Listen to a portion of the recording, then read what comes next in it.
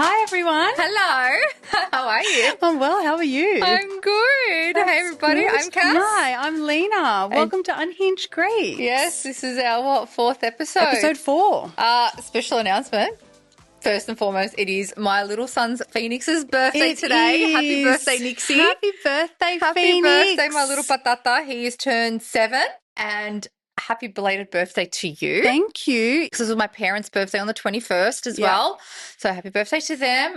April is just a manic bloody month. It is. You've got Easter, you've got birthdays, lots Wedding of birthdays. anniversary, Yes. all of the things. Now, Yes, and happy 10-year wedding anniversary as well. 10-year, yes, It was happy last belated week. 10-year wedding Thank you. I mean, we could keep going forever, but yes, we've been busy, guys. We've been busy. It never fucking ends.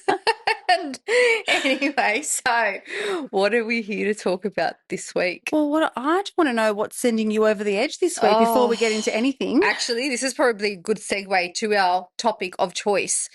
But as much as it is Phoenix's birthday today, and I love that kid beyond words, fuck me, I've wanted to throw him this Put him week. in the bin. Put him in the bin. No, like should throw him off the island, straight into whatever ocean my backyard joins to. What ocean is it, I Kat? have no idea. I'm not even going to pretend I know. But he has been complaining to me, mummy, my undies. I need new undies. They're really small, and he has sensory issues, and he's a tiny little kid, right? He's so tiny. Even though he's 7, he could easily fit into like size 4. So his undies are like 4 to 6, right? And he's got various brands from Cotton On to Bonds to Kmart, Cheapies, whatever. And I was like, yeah, mate, for weeks. I'm like, yes, mate, I'll get you undies. I'll get you undies. I'll get you undies. So fuck me.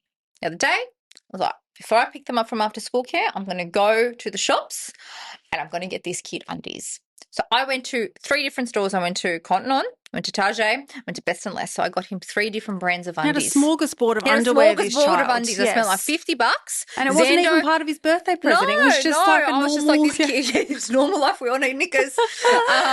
And also I bought Xander a pair because, That's what you do. I'm there, Yep. get him some undies. And I got Phoenix some socks because he complains about his school socks. I get home that night, told him, he's like really excited. He's seeing them. He's like, oh my God, they're really cool, Mum, thanks. Put them in the wash because he wanted to wear them like a year ago. So I've washed them that night. I've put them in the dryer so they can be prepared for the next day at school. Next day at school, we're getting ready. Puts on one pair. There's a fucking shit, Mum. Tight, and he's there like, wiggling his little ass. And I'm there like, just hurry. And he That's slept all right, in, son. right? I bought you options. Try on another pair. Try on another pair. Nah, don't like him. Too big. And he's basically putting these up to no man's land up his anus. Like, and I'm like, oh, kid, you're going to literally tear yourself. You're going to do what Give you did to yourself a me coming out of me. You're going to circumcise yourself. Even more so. And so, what's the third brand? Same thing. And I had his old undies, thank God, just sitting on his top shelf because that day I was going to throw them in the bin. Thank fuck I did not. And I was like, listen, I've got to get to school. You need to wear undies. You can't free ball it at school. Just pick a fucking pair of old undies. The ones that you don't like, just pick a pair. And he picked an old pair of undies. He wore the new socks. He liked the Bond socks, which were great. That's a win. But that was, I think, my frustration for the week. The fact that, like, I could not fucking win with this kid. Yeah. So that's and I where think I'm that's at. very typical and a good segue, as you said, into today's episode. But yes, very typical. You feel like you can't ever make them happy. No. I sent you over the edge. What has sent me over the edge? Nothing wild has happened this week, which is That's good. a good thing. Yeah.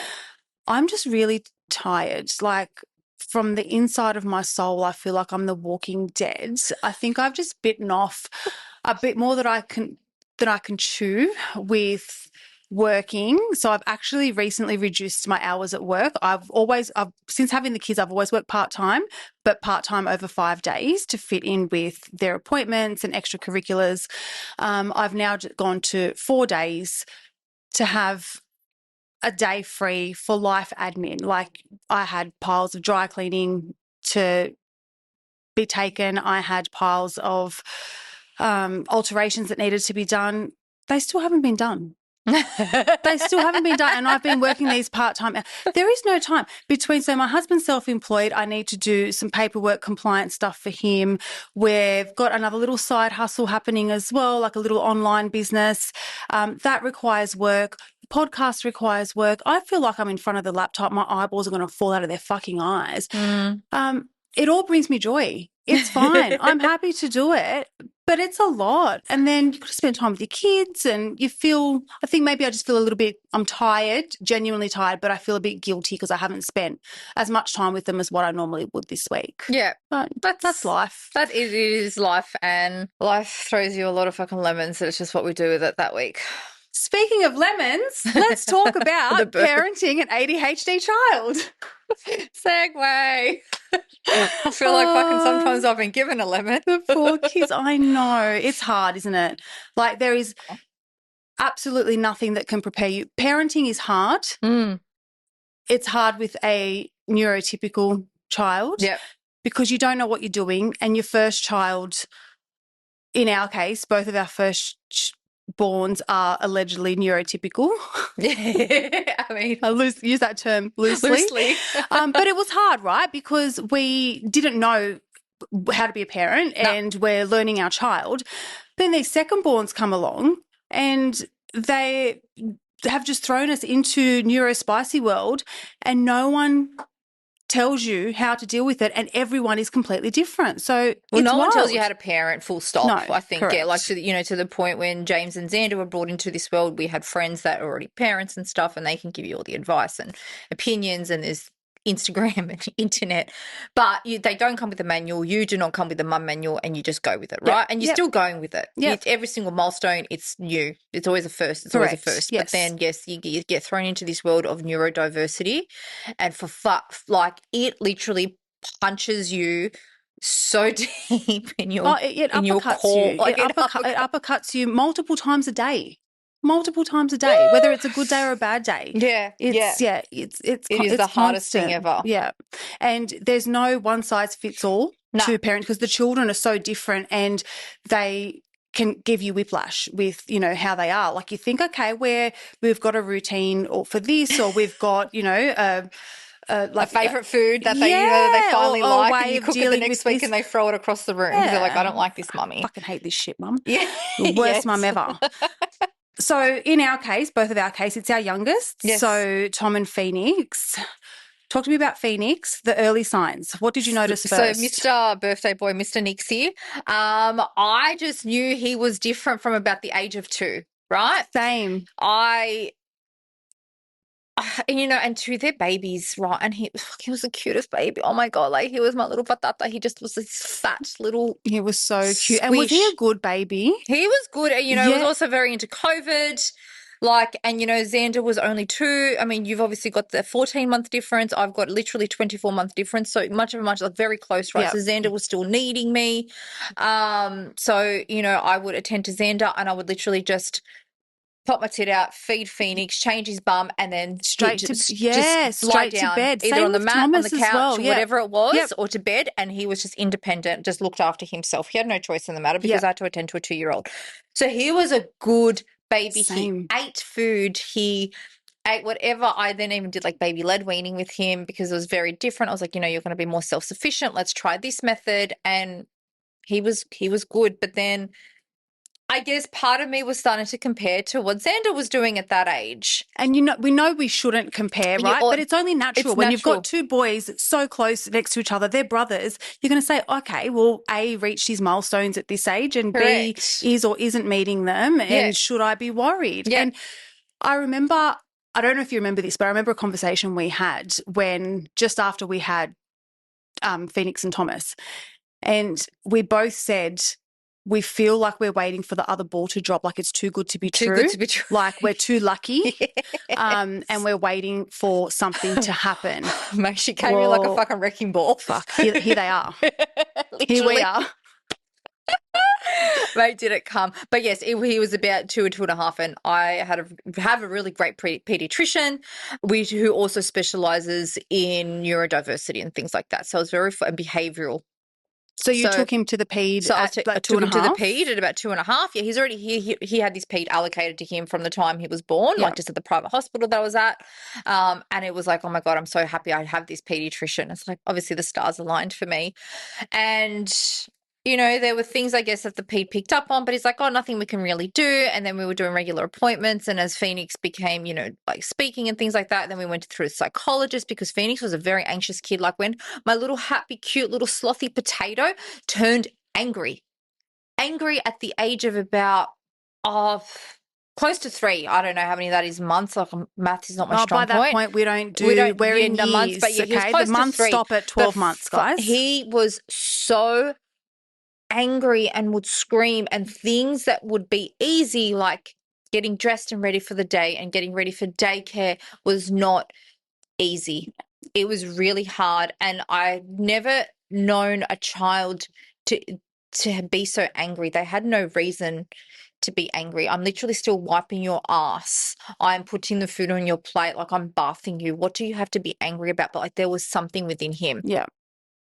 And it wasn't even anger. Now I know today it was not anger. Yeah. That's That's his emotional emotional dysregulation. Yes. dysregulation. Which He did not is know how to so regulate. normal. Yeah. Yes. So we tried then the psychologist, which was really hard at 3 years old because it was very much Carlos and I sitting with a psychologist, and Phoenix is not even Playing. drawing or playing Yeah. or squawking, whatever. So we gave that up, and then, research, diet, gentle parenting. I'm not a gentle parent. I'm not an old school parent either, but like I can't do that whole fucking put the pencil down and don't draw on the wall. No, mate, put that fucking pencil down and stop drawing on the wall. Like I'm not gonna. That's just not me. Yeah. But I learnt ways, I guess, to get a little bit more on his level. So maybe there was a little part of gentle parenting put within that. It was just trying to, I Yeah. It's guess, just doing it get your within his way. brain. Yeah. Correct. Diet was a really big thing, so I tried to reduce sugar. I mean, Was he a fussy eater? I think by this stage, yes, he started becoming a little bit fussy. So when he would eat like all vegetables and stuff, he then was started stopping. And meat, he doesn't really like meat as well. So that was really hard. Like, what kid doesn't like fucking nuggets? What Yeah. kid doesn't like Maccas? My Yeah, Thomas yeah. didn't eat meat for so long. He's just started eating chicken nuggets, and that And he's is a the bit shittest branded. food. Yeah. That is the shittest food that you can give your kid. But you know what? I'm happy. I might have Just all the eat. nuggets you want in the world, mate. At least you're eating something. So yeah, I guess then for me, like seeing the pediatrician every so often, and I guess the biggest pin joint moment to know, like, yeah, okay, there is definitely something different with my son. And ADHD was already something I was exploring and researching on, was when he was in prep. So the year before he started kindy. By this stage, we we're now living down the coast. I started down the path of getting him diagnosed. And even the pediatrician was very much like, I strongly believe he's ADHD. We've been seeing each other now for the last 2 and a bit years. We can't medicate him. And Carl and I were sort of not against medicate, but we just didn't know what it You don't know. was. Yeah. And he's such a spirited kid. Like the one thing I think everybody tells you is that medication for ADHD really dulls that spirit. And that's the one thing I did not want him to do, is I didn't want his spirit to be dulled, because he's a spectacular kid. He's fucking funny. He makes people laugh. You also got to hold him back as well, because he thrives on that, and sometimes it's about the time and the place. But I really Sounds didn't like want to someone lose that. else I My psychologist has asked me if I'm know. ADHD. Do you think Yes, you are? Just side note. I don't know. Actually, I don't know. I don't know if I am. I think I'm just a bit like brain Is it fart. true, or I could just be making this up in my head, that it is genetic and it comes from the mother? That's why my psychologist and even the pediatrician had suggested as well. Yeah. You're a different ADHD though. But that's the thing, yeah. Like I'm not that person that You're like more OCD, more like controlling. Yeah. So maybe I'm a bit tism. maybe Like I'm very, very routine driven. See, Yeah. which is also ADHD though. Like That's the thing. There's so many cross. like But once my again, we're not Thomas medical. used to line up. No, definitely not medical advice, guys. I think we need to put that disclaimer on in writing and like at We'll the put it in the beginning of show every notes. episode. Thomas used to line up whatever he was playing with in color, and he would scale them. And he would do that for hours. So scale the red Lego, blue Lego, green Lego, had to be in order, and you couldn't fuck his shit up. Like I remember when he started daycare and he built Lego, or it was arts and craft or something, and then at the end of the day they have to pack it away. He fucking cracked it because it was packed away, and no one gave him the option to just put it up on a shelf for the next day. he cried himself to sleep that night because someone ruined his creation and he put his heart and soul into it. So they feel deep. Yeah. They Oh, really do big feel deep. emotions. The Very, world is against them. yeah, very empathetic. But yeah, my Thomas was quite similar. Emotional dysregulation from about 2, lots of sensory issues. So we had to cut the tags off, Yes. was very fussy with the particular certain clothes that he would wear.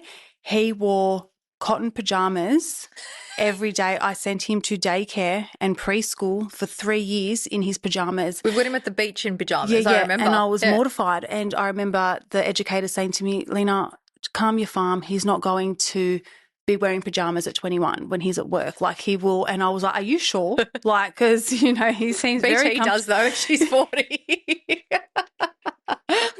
I mean, I have already diagnosed her. So what she does with that is completely up to her. But yeah, he's very impulsive, extremely impulsive and spontaneous. Sometimes he does things, so he lashes out. Now, Thomas wouldn't hurt a fly. He would not hurt anybody else, even though he has an extreme sense of justice, but he hurts his brother, his older brother. So Tom won't let us cut his nails, and he uses his Wolverine nails as his weapon, and he will lash out at James, but what he holds a grudge, right? So we're sitting at dinner having a nice meal. Next thing you know, Wolverine's come out and he's like latching in and all hell's broken loose because of something that James did to him on Monday. And it's now Thursday. And he also used to scratch himself. So if he didn't like what was happening and he wasn't getting his way, he would hurt himself. So he was diagnosed very early because I took him, I think he wasn't even 3 yet, with ODD, oppositional defiance disorder, which sometimes overlaps. But we've had, and this is different to your diagnosis journey. So after getting feedback from preschool and his school, so I sort of left it until he started kindergarten, which was last year, got some feedback and they suggested to me to get him assessed. And I said, you know what, I'm not. He's also very fussy with who he talks to. Like I knew he wasn't going to talk to just a normal public system pediatrician. So I actually called around and it was like I was looking for a Tinder date for my son. But I was like, listen, I need a young female that can diagnose and treat him if needed. So I finally found someone, paid privately, got the diagnosis back. It's a provisional diagnosis. It's not a definite diagnosis. So they can't medicate him off that No, diagnosis? I was gutted, and I can understand why, but it's very frustrating. So she said with the tests that she did and her observations that she is confident that he has ADHD. With the parent questionnaire that Paul and I completed, that also was strong ADHD. But the school who recommended it in the first place It was contradictory. did not rate him high enough. So they need the scores. This is the Wilms. The score, the Vanderbilt. The Vanderbilt, that's it, Vanderbilt, yeah. They needed the score from all 3 tests to be at a certain level. So now I've just, even if I do want to medicate him, you have to go through the process. I've got to go through the process and spend the money again, which is it's beyond frustrating. It's a nightmare. It is very frustrating, but I think like for us, specific like the medication has been a godsend. Game changer. So kindergarten was probably the biggest draw card. So like we're fast forwarding now a year after preschool. The doctor thinks he's got it, but we can't do anything because he's so young. And Carl and I are still a bit against it. But what really sort of gave us that final, like, no, we need to actually get him medicated. He was really falling behind in school, falling behind socially, falling behind academically.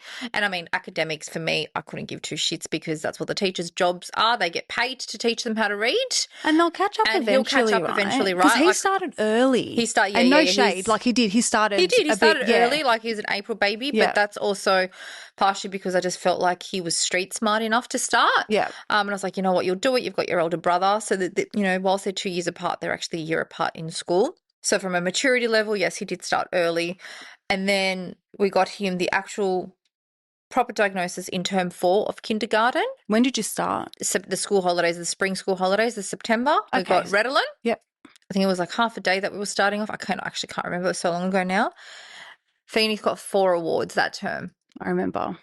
4 school awards out of a whole year.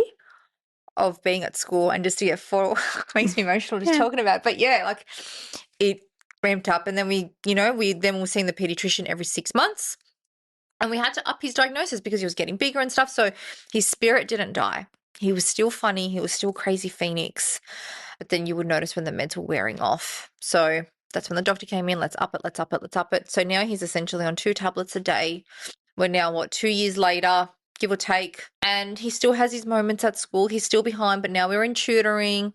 He sees an OT as well just to help him with the other parts. So, like, he's very, very anxious. He's a highly anxious child. Yeah. Very anxious. Like, he won't even go to his bedroom by himself. Yeah, they tend to go hand in hand. My Thomas is, I sleep with Thomas. Yeah. So you sleep with Thomas, Yeah. whereas I can't get Phoenix can't dress by himself. So, Yeah. he can't do buttons and things like that. So he's also like very, like motor neurons and stuff like that. So that's what we're working on with the OT now. But yes, medication for us has worked. Game changer. Game changer. Talk to me about because one of the common concerns that you hear with taking ADHD medication is it stops the child from eating. Yeah, so we make sure we give him a really big breakfast. He's a very fussy eater anyway, so a fussy eater. I don't know what language that was just then. He will have, a chicken sandwich or something at lunch or a ham and cheese sandwich. He's very specific with only one muesli bar he loves, and they're from Aldi. So I make sure I go stock up at Aldi these bloody boxes of these chocolate muesli bars. Otherwise, I make chocolate muffins for him and his crunch and sip. So, and then he'll have an afternoon tablet as well, but then he'll have dinner with us. He takes an hour to eat. That's not because he's not hungry. That's just because he gets distracted. They go up and down, up and down. He'll go into a dance. Yep. He'll maybe do a nudie run. Yep. He'll whatever works, whatever. man. Yeah, like he will take literally an hour and a half sometimes to eat his dinner. Yeah. Because you see his little mind working. But then yes, I think to the food he will become ravenous at about 6:37. So after his shower and once we're all back downstairs, or showered and bathed and the nighttime shit's done, he will go fruit cup, fruit.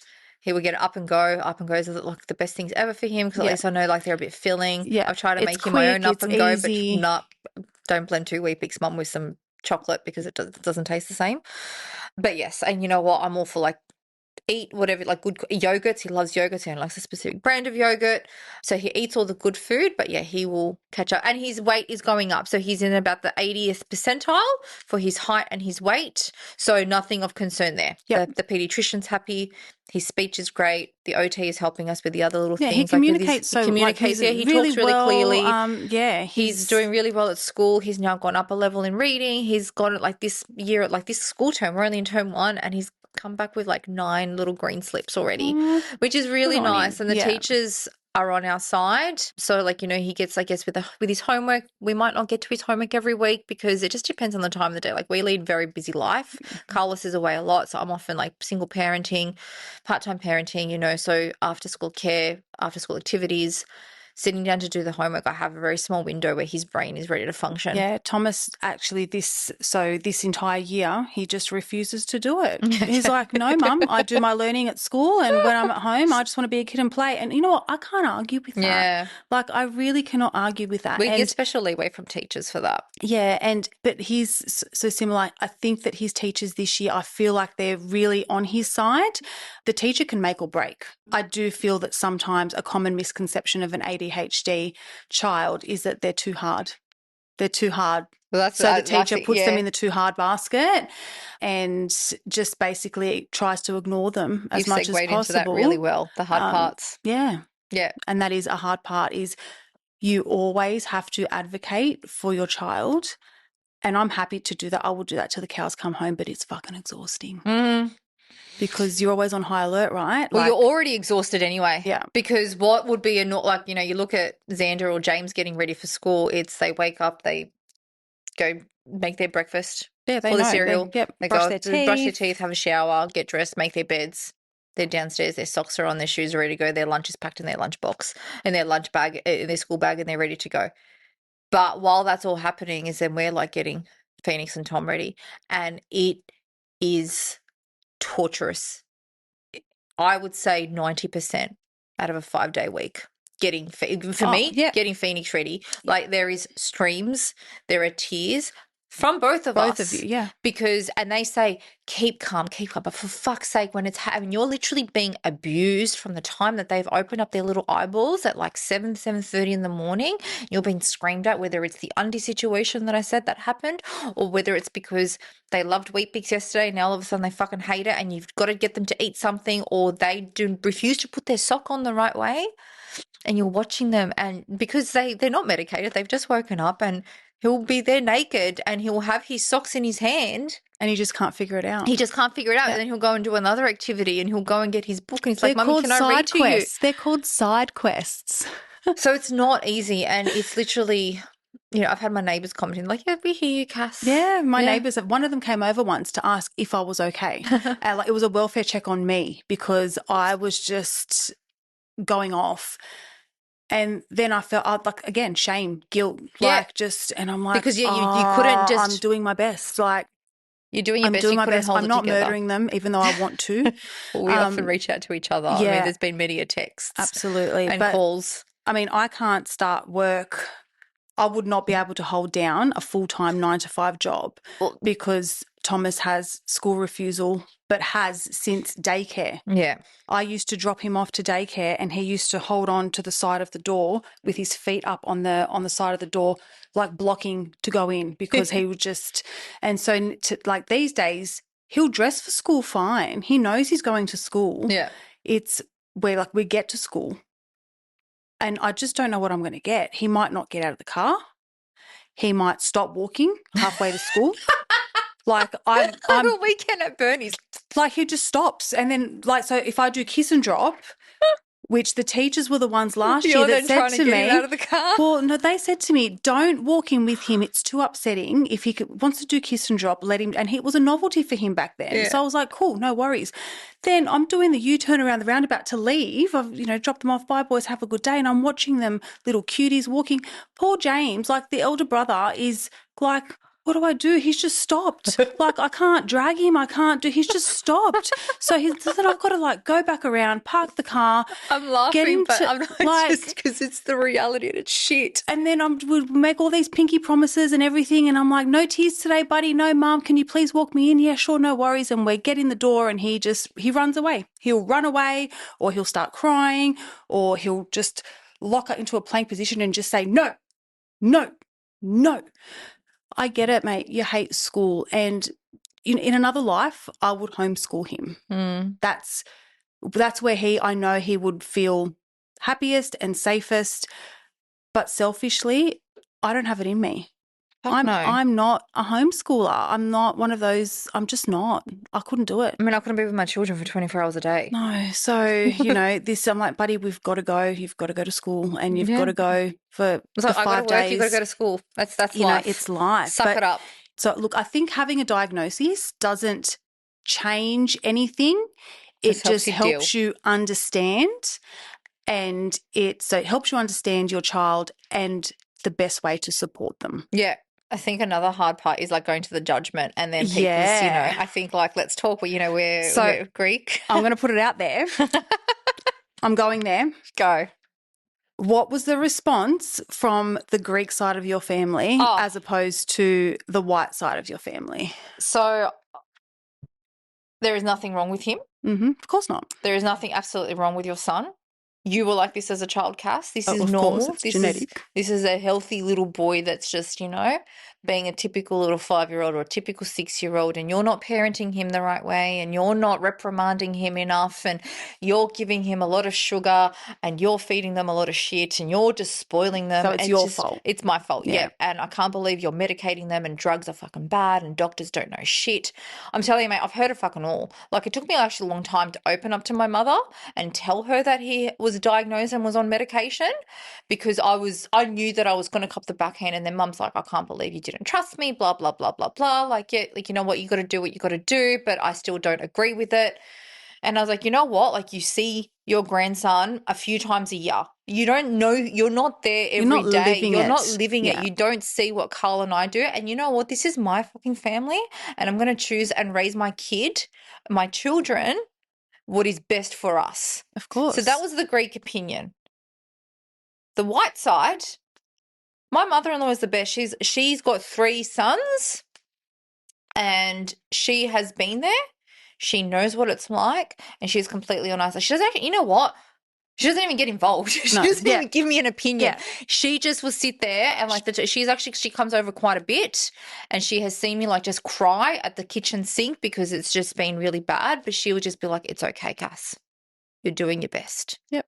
Because it's fucking hard, Cass. Of And that's all course. she has to say to me. Yeah, I love that. She's there when you need her. Yeah, She'll give like, you yeah. support. Yeah. Whatever routines you have in place, she will keep She them will keep and the respect routines. that. You know what my mum does as well. Like Yeah. as much as my mum disagrees, she will still, I'll be like, "Mum, these are his drugs. Yes.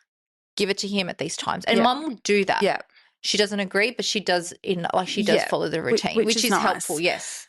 Our generation of parents, it was very taboo to talk about any sort of Well, problems. doctors are just quacks, Yeah, right? Like that's, you can't cry. You can't. yeah, any health problems. It's a different topic. Boys shouldn't cry. Crying is emotional regulation. Like it's good for you to cry. There's nothing wrong with another boys episode, I crying. think, That's to a whole think other of how we episode. were raised. But yeah, absolutely. But what breaks my heart for our kids, but for us, is the fact that you shouldn't have to advocate for your own child with their own family. Yeah. A mother's intuition's never wrong, right? Correct. So you're following your gut. And if our parents had taken the time, and I know that they were doing the best they could with what they had, right? But if they took the time to get down to our level as kids and understand us and realize that if you're being an annoying child, that's your brain's way of offloading stress. And if you're talking back, it's because they feel shame and rejection. And that's what our babies are feeling from them subconsciously. Yep. They might not be saying anything, but our boys feel that judgment from our family. They feel that judgment from their teachers. They feel that judgment from, they're very highly intuitive. So they'll walk into a room and feel that, and it breaks my heart. So we've just got to keep doing what we're doing and advocate for them, make sure we're filling our own cups as have well. each other for that. Yes. That's like, we are really, and you know what? You know who is on your side. You know the fucking mums out there that judge, and mate, there are some mothers out there that judge and look at you up and down, and I just want to fucking throat punch them. Yeah. Actually, no, throat punch is a nice way. It's a love language. I just want to straight out uppercut them. But yes, run them over. Run them over. Roundabout, whoops. Speed bump. But yes, I think we're doing an amazing job. It's hard, you know, don't judge. No. Just be there for that person. Yep. You know, I've got also a lot of mums that will hug me at school if they know I'm having a bad morning, and they'll see it. So, well, if there's idiots out there, there is a lot of good You'll find people. your people. You'll find your people that just, it's amazing. That have your back. Do you have any questions for me this week? I do. I've got an unhinged question for you. You come across an old lady and a baby drowning in a pool. Who do you save and why? Well, the baby. Why? Because the baby's got life to live. The old lady can die. She's done her time. She's done her time. She's good.